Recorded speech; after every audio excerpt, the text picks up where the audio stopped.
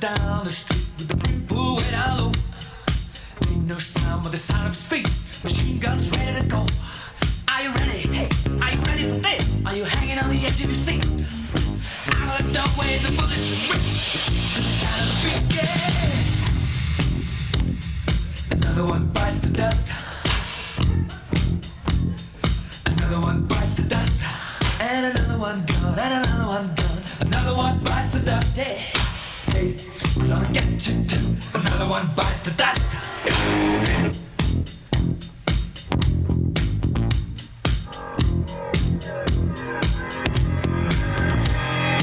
How do you think I'm gonna get along without you when you're gone? You took me for everything that I had and kicked me out of my own.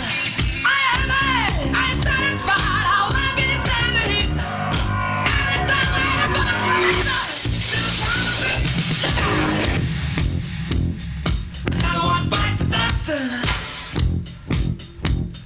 Another one bites the dust. And another one gone. And another one gone. Another one bites the dust. Hey, I'm gonna get you too. Another one bites the dust.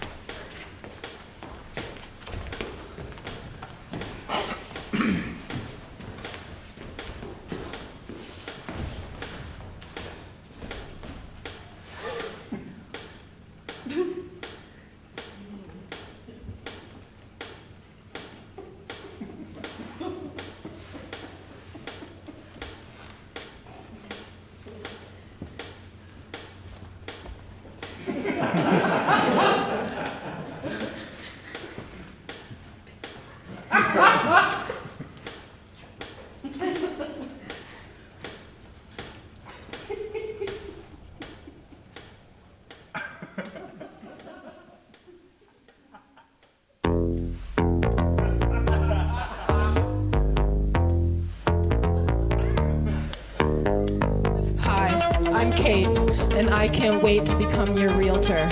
As your realtor, I promise to work tirelessly to connect you to your dream home. Together, we'll manifest your dreams. No compromises. I'll be by your side morning, noon, and night, and happy hour too. Email me at kate@denimwolf.com. Love you, love the train. The authentic J train is over there. You'll enjoy New York's finest skyline views from the comfort of your home.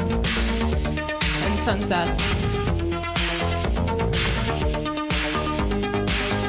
Love sports? The authentic sports are over there. You'll enjoy New York's finest haute cuisine from the comfort of your home. And sunsets. Hi, I'm Kate, and I can't wait to become your realtor. As your realtor, I promise to work tirelessly to connect you to your dream home. Together, we'll manifest your dreams. No compromises. I'll be by your side morning, noon, and night, and happy hour too. Email me at kate@denimwolf.com. Love you, love the train. The authentic J train is over there. You'll enjoy New York's finest skyline views from the comfort of your home. And sunsets. Hi, Love I'm sports. Jan, The and authentic I sports love are over sunsets. there. Mm, You'll I'm enjoy hungry, New and York's I finest love skyline cuisine. views from I the comfort eat of your basically home. only haute cuisine. It's my And favorite. sunsets. Hi, I'm Kate, and I can't wait to become your realtor. Sunsets. As your I love realtor, them. I And promise to Brooklyn's work finest tirelessly skyline to views. connect Love you to your dream home. Together, we'll manifest your dreams. No compromises. Hi, I'm Jan, and I love sunsets. I'll be by your side I'm morning, hungry, noon, and and I night, love haute and cuisine. happy hour I too. eat basically only Email me haute at cuisine. It's my favorite. kate@denimwolf.com. Love you, love the train. The authentic J train is right over there. Sports. You'll I enjoy play them. New York's finest J-Train, skyline I ride views it. from the comfort Sunsets, of your I home. love them. And Brooklyn's finest And skyline sunsets. views. Love Hi, them. I'm Kate, and I can't wait to become your realtor. Hi, As I'm your Jan, realtor, I and promise to love work sunsets. tirelessly to connect you to your I'm dream hungry home. and I Together, love haute we'll cuisine. manifest your dreams. I eat basically only haute cuisine. It's my No favorite. compromises. I'll be by your side I play morning, them. noon, and J-Train, night, I and ride happy it. hour too. Sunsets, I love Email them. me And at Brooklyn's finest skyline views. kate@denimwolf.com. Love you. Love the train. The authentic J train is right over there.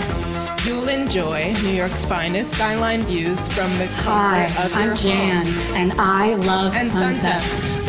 Love I'm hungry sports. and I The love authentic haute sports are cuisine. right over there. I eat You'll basically only enjoy New haute York's cuisine. finest It's haute my cuisine favorite. from the comfort of your home. And sunsets.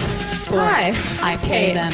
And I can't wait to I become ride your it. realtor. Sunsets. As your I love realtor, them. I And Brooklyn's promise to work finest skyline tirelessly views. to connect Love you to your dream home. Together, we'll manifest your dreams. Hi, I'm Jan, and I love No compromises. I'm hungry, and I love hot cuisine. I'll be by your side morning, noon, and night. It's my And favorite. happy hour too. Email me at kate@denimwolf.com. Love you, love the train. Now that J-Train's right over there. Sunset. You'll enjoy New York's finest skyline views from the comfort of your home. And sunsets. Hi, I'm Kate, and I can't wait to become your realtor.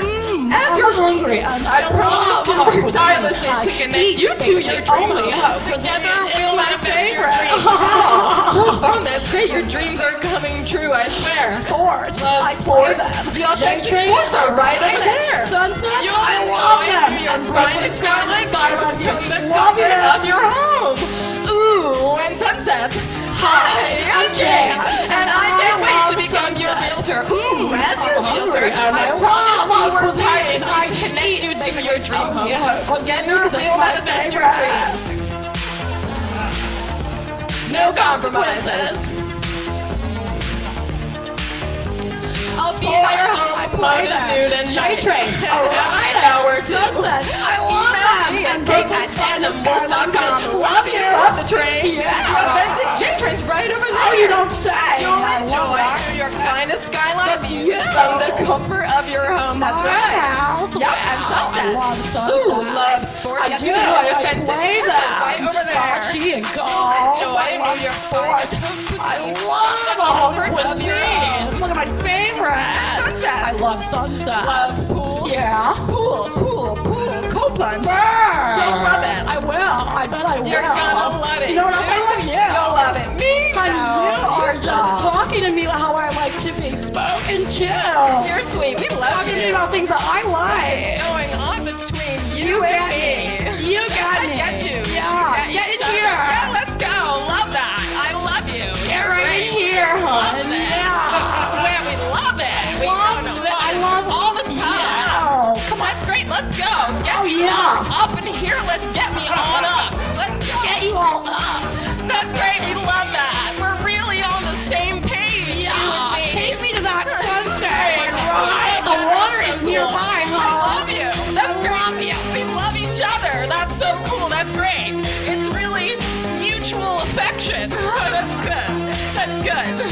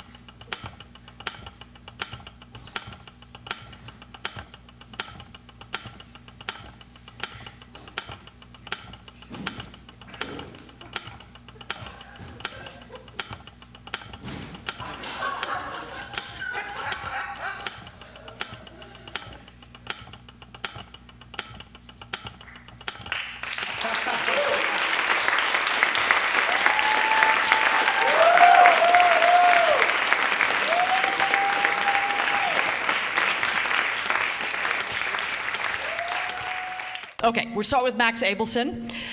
He's the boy in the middle there.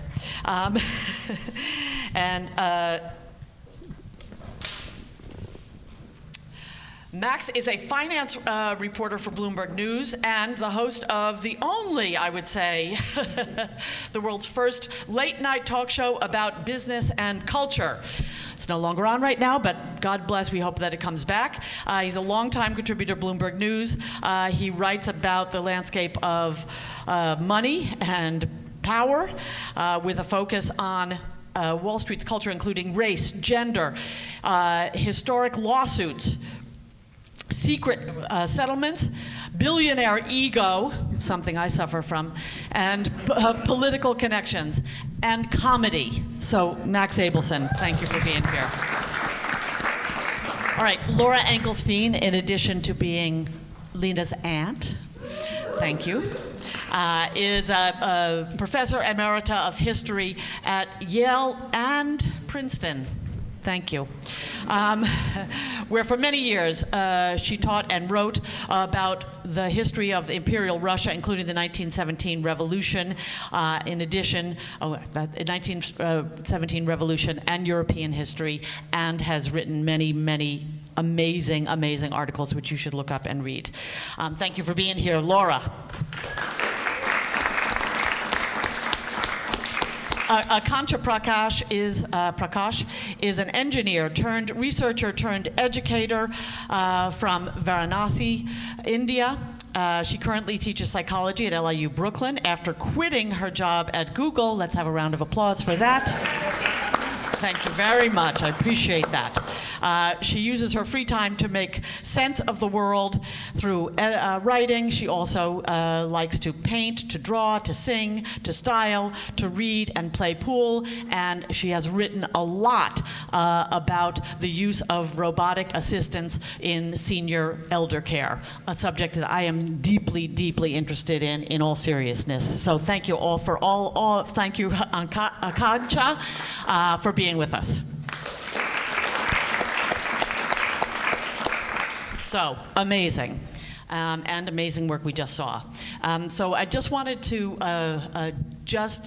in the world of responding to dance, people sometimes feel like they don't know how to say, just what did you just see? What were you moved by? What were you intrigued by?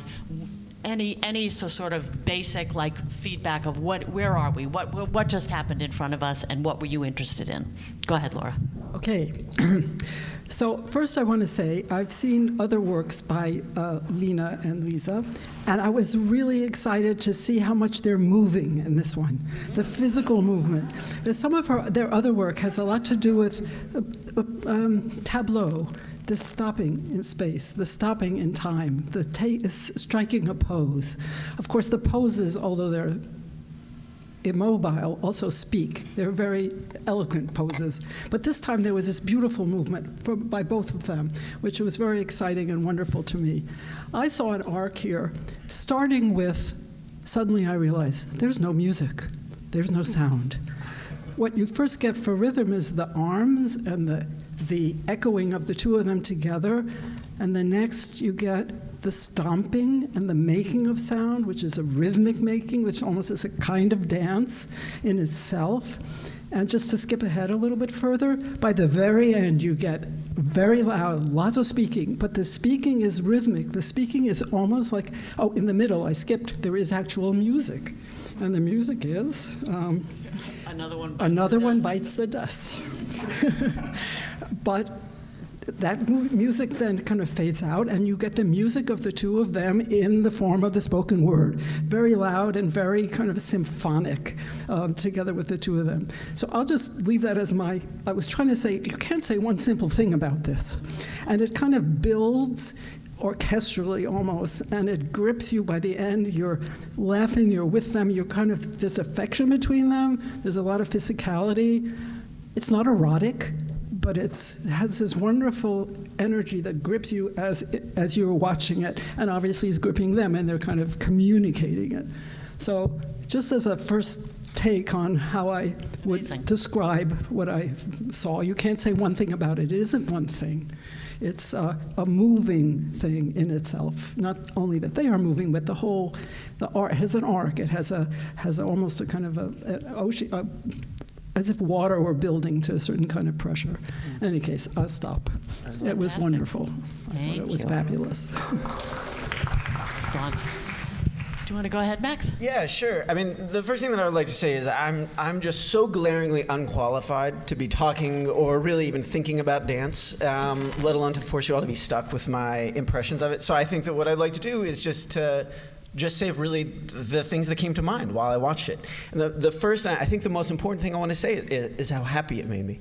It brought me joy. These are fucked up, grim, unhappy times in general. And I feel alienated from a lot of what's going on around me, and I think people seem alienated. And it was so much fun to watch two people, have a duet, and to be in sync with one another, and to be moving together, and moving for each other, and from each other. And I felt it made me very, very happy. And I probably should stop it right there so I can keep it nice, short, and sweet. But I just want to say a few of the things that I was thinking of as you talked. A few things that came to mind as I watched. When I was a kid growing up, I loved watching music videos like 1995, 1996, 1997, and it really brought to mind watching people making a music video, but as you say, there was no music at times, and it's as if, music videos are like little advertisements for something. It was like watching a music video that was advertising exactly nothing but itself, and didn't need to be watched by anyone, or just existing in its own plane. This is a little obscure, but there was a music video by someone named Aphex Twin, made a music, it's not that obscure. Window Liquor was directed by Chris Cunningham, and I remember it was really one of the first things I saw in life where I was like, oh my God, like this is so funny and so amazing.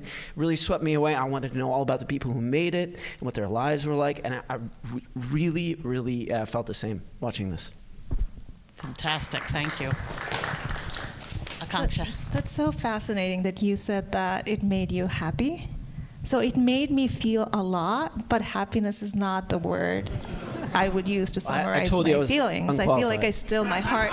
No, not to judge you. And I think that's what I'm kind of trying to come to. I think that is the power of what they did here. That I think I think everybody in the audience probably felt, but I cannot say that they felt the same thing the person sitting next to them was feeling. But even intra-individually, I think, we're in a state of mind, and I cannot say that if I were to rewatch it tomorrow, I might feel happy. I don't know, but that's what, like, it makes you go inward.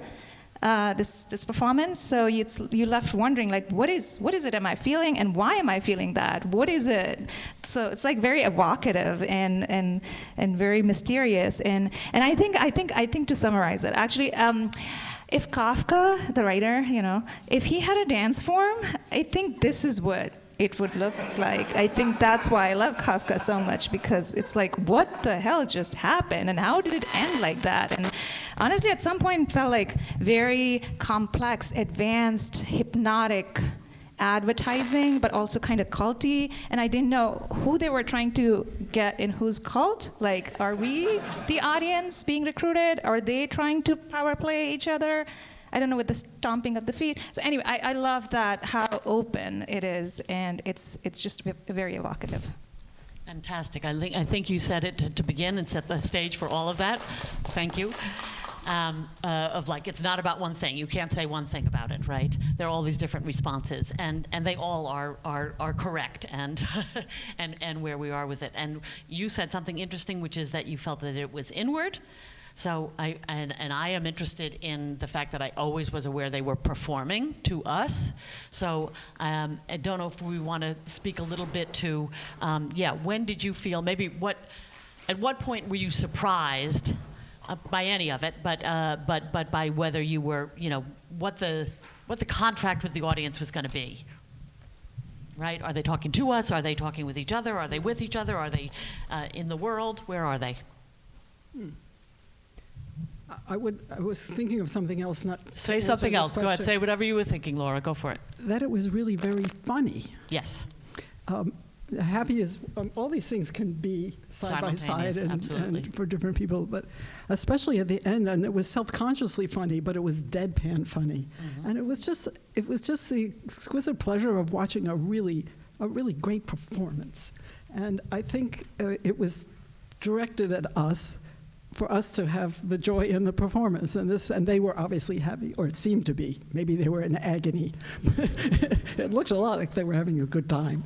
And the other thing is, the skill and the discipline and the virtuosity of their physical movements was absolutely glorious. It was great. Mm-hmm. And it was just a pleasure, a pleasure. It was like looking at a beautiful piece of art, or, of course, they were mocking that. I saw a little bit of anger on the Life magazine. There were a lot of little jokes flying in and out of this performance, or listening to music, something like that. I felt like they were sharing this exuberance that they have. And I also felt they were different. The two different characters of the two performers come out.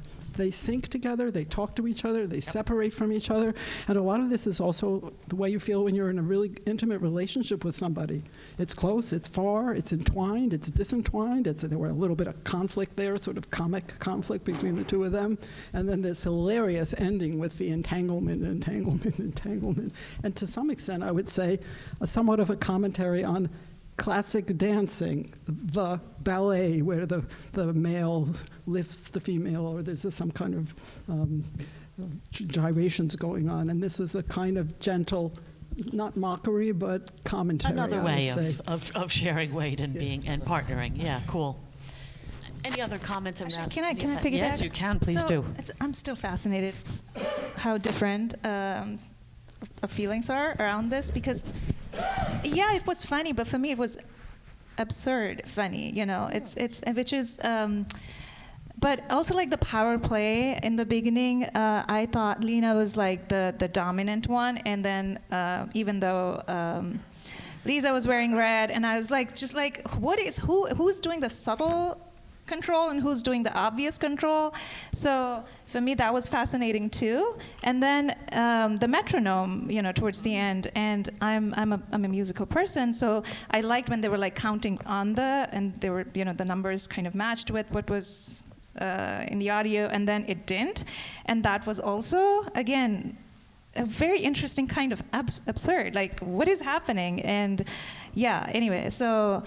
It's just like you laugh, but you're like still thinking, what am I laughing at? Should I be disturbed by this? Should I be enjoying this? Am I concerned for the people who are doing this on stage? I don't know. So am I concerned for myself? Are they trying to, I really many times thought, are they trying to recruit me into a cult? Because I come from India, I've seen, like in a cult, like, I'm joining. Like there's a lot of like snake charming, and some of their actions, like, is this how people like try to charm you or like do magic spell on you? I don't know, like some of their actions actually felt like they're casting a spell. So, but who were they doing that to was a big question in my mind. Anyway, I loved it, absolutely. And I'll definitely have after effects. I think I'll keep thinking about it and feeling it for a long time. Well, just so that I don't sound stupid, I'm going to stick in the realm of like feelings, because all feelings are valid, So here's just what I felt at the time. No, they are. Well, to pick up on what you said about humor, my wife and I, just the other night, we watched Buster Keaton, Sherlock Jr., where he's a really bad investigator, but he's also a film projectionist, and he takes a nap, and the film that's being projected turns into kind of the movie itself, but in the movie he's a very good investigator. To prepare one smart thing that I thought I could say on this panel, I'm not even going to say it. I'm actually going to skip over that and tell you that's how brave I am. What I'm going to tell you is what I was feeling at that moment, which is that when you're watching Buster Keaton, besides the fact that it's very, very funny, there are also he's so prepared and everything's so well orchestrated. And in a way, I have to say, I was almost not disappointed, but I was surprised by this performance, because my understanding is that they had only worked on it for 7 or 8 days. It felt like a Buster Keaton routine. The face in the magazine that walked by outside, and the everything about it. I mean, this is probably an uncouth thing to say about art you've just seen, but it's the word I felt. I felt that it was a little bit perfect, that things were syncing up, and it felt beschert. And I was a little shocked by its Buster Keaton quality of things falling into place and being chaotic right at the same time. I love, love, love this discussion of Buster Keaton and absurdity and the yes impression and the expertise of it and the virtuosity of it, but also the double, it is both. It is, yes, delightful and also disturbing. And I don't know if anybody wants to reflect a little bit about, something you keep bringing up, Akanksha, which is what were the disturbing? Which parts did you really feel like, ooh, this is a little, I don't know what I'm feeling inside here during this. Do you want to go? Please. So I think when they picked up those magazines, Yep. and again, that's why I keep saying that it was internal for me, like, okay, that's uncomfortable. I don't see their faces, and I see somebody else's like 2D face, and I was uncomfortable with that. And not to, like, that's not a criticism on what I'm seeing on the stage. It was like, why am I uncomfortable? Do I not like not seeing the face of people, but only their bodies? I mean, that was, again, so that's why I'm saying it had such a longer term impact on me, because I will have to sit with, why am I so uncomfortable when somebody just holds a face with a 2D image on it? Even if it's their own faces, I think I'll be very thrown off. But sure, I mean, that's the nature of mask work, but right? they're performing in tune with each other. Everything is otherwise making sense, but still internally there is a conflict in me. So anyway, that's where I'm. What the Life magazine episode reminded me of was Cindy Sherman, which it's her, and she's performing her. And in this case, they are who they are, Lisa and Lena, and they're performing themselves, but they're not really performing themselves. I mean, it's a performance. Yep. And so there's something very warm and personal almost about their presentation. On the other hand, this is a performance. And so I maybe unintentional, but that's what, I am a big fan of Cindy Sherman. I find that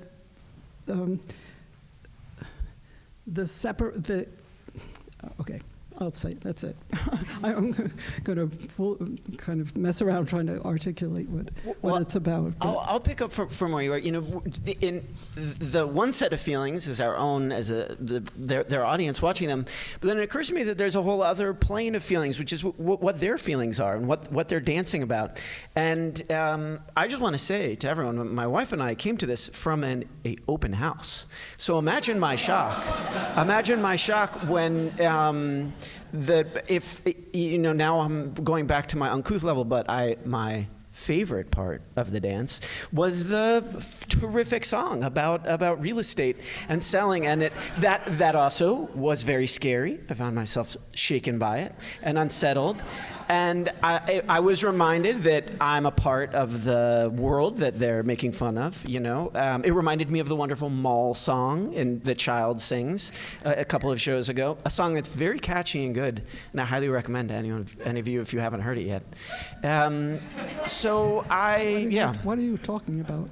Well, there's a great song that's a jingle of a phone number, and just it's sort of maybe one thing I'm saying is that the line of where we're hearing music or dance that's about something, and it might be making fun of it, but it might be participating in it, or it might just be it without any spin at all. I find that dreamy and ambiguous in their work, and it's not preachy. You don't really know if they're mocking or celebrating or just participating. Now, I really like that. Just reporting about this world that we are in the middle of, in the maw of. I was thinking if I wanted to, and maybe this is a question for all of you, if you wanted to give it a title, I was like, Rhythm, Relationship, Real Estate, Fuck You. That was the title. I wouldn't put fuck you. But also, I would like to report from the outer edges of cultural space. As a retired person who is completely not inline, social media, and gets no references whatsoever to anything, it really spoke to me just fine without that. So there's one level on which it just exists, and it creates its own. Okay, Buster Keaton, yes, I get it. Kafka, I get it. But all these more specific references, not at all. But it works. It works. It creates its own. And it creates its own sense of of playfulness. It's playful.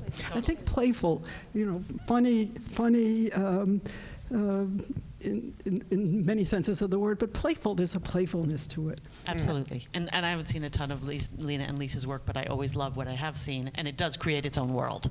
And then you enter into that world, and you experience how you experience it, but absolutely playful. I've been warm, and I told you all accurately that it made me happy, but a word that I wrote down that I was reminded of when you asked for a title was the word warning. I felt that they were also warning us about something, and I do not know what it is, but I'm afraid of it, and I want to heed their warning. And I do. And I'm going to say a couple of other words that are written on my notes. I have the word funny bone, because I really hit my funny bone really hard earlier today. And there's something the sensation really, really feels apt. There's something very funny and very painful and shocking and surprising and tingling about watching that piece. So warning and funny bone are my words. Love it.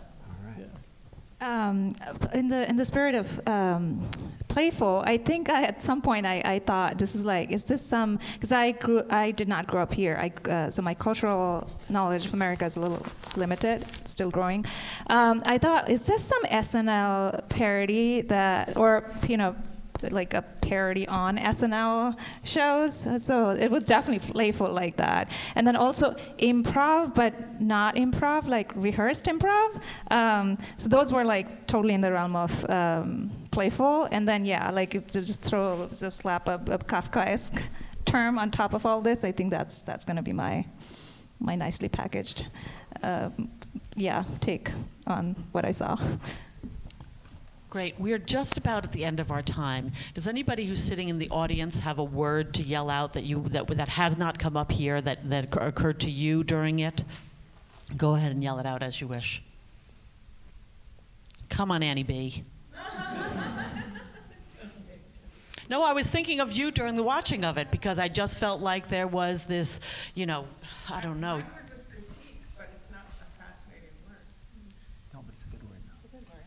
Critique is not an opposite of warning. Yeah. Melting. Fabulous. Any other words? Crescendo. Mm-hmm. Yeah, I mean, I had a thing. I had a thing about New York, right? We started on the street, and the street was part of it, and intentionally and unintentionally, and then we ended in real estate, and we're navigating whatever in between, right? Media and each other. I really felt like that was this electric between the two of them at all points in it. So there was electricity to it as well. I just want to say one more word. Another attribute of this performance is it generated this discussion. And I've really enjoyed very much what my other panelists have been saying. We all thought, what are we going to say, just on the spur of the moment? And we were panicked. We were panicked. And yet you've done incredible. So like. Do you want to? I'm going to have us do one more thing. A question. Do you have a question? If you had a question to ask about it, what would it be? Can I go? So, I mean, I don't need a whole entire, explanation or interpretation of what every step was, but I would like to know, like, what was the theme? Is this? That's what I want to know. Like, are you representing life, self? Like, were you two? The what we see, the aware self and the co-aware self, or I don't know, like what was that, like at a very thematic level? I'm passing one to you.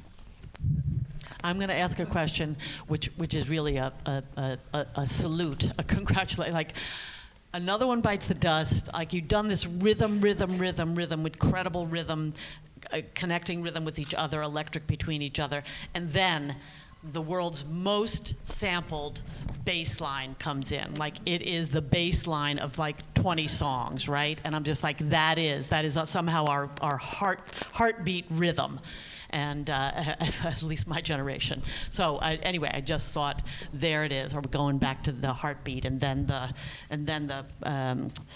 metronome came in, and it was like, okay, there's the mechanical heartbeat. So anyway, I was fascinated by that and wondering how much of that was intentional or we're just rocking with what comes up for us, which is also fine. As you say, playful is playful and playful is great. Any other thoughts or questions? You can have a last thought. It doesn't have to be a question. Go, Max. And please. Okay. No, I found the ending was surprising. The disappearing around the corner, the very clumsy entwinement and back and forth, and the shoes falling off, and then that's it. And the other thing about this whole evening is, this was, as you were sort of disconcerted by how perfect it seemed. It's supposed to be brand new, and they're still working it out, and it was extremely, you couldn't see any signs of kind of, what are we doing now, or have we missed our cue, or anything like that. But I thought maybe the ending was kind of, we're not really sure how to end this thing. Maybe they're not sure, and it would be interesting. Of course, they're coming back around to have a kind of response to us, maybe, but maybe there was a kind of question mark at the end, not about a statement question mark, but a question mark about the inside of the work. Like, we're not sure. We have a question here at the end. Love it, Laura. Well, that gives me the courage to say the question is I'm on, because you mentioned as sort of awkwardness. I consider myself very physically awkward. I hit my elbow very hard earlier today is a good example. And I consider myself a bad dancer. I'm embarrassed by that. Watching them, they are so unembarrassed, and they both seem so free in their bodies, and they really seem to understand their bodies. Their bodies seem to be a kind of extension of their minds. And so the question I would ask is where dance begins, and how I could dance, and how we could all dance. That was the question of my real question. Don't laugh. I like it. And I'm going to end with, because their awkwardness is part of it, and I'm thinking of a quote from Lee Bowery, who was a performance artist and fashion person, and who said he thought that embarrassment was the unexplored human emotion. So if anyone can take it on, Lena and Lisa can. Let's have a round of applause for these amazing people right here. Really, it's stunning. I'm in love with each of you. All right.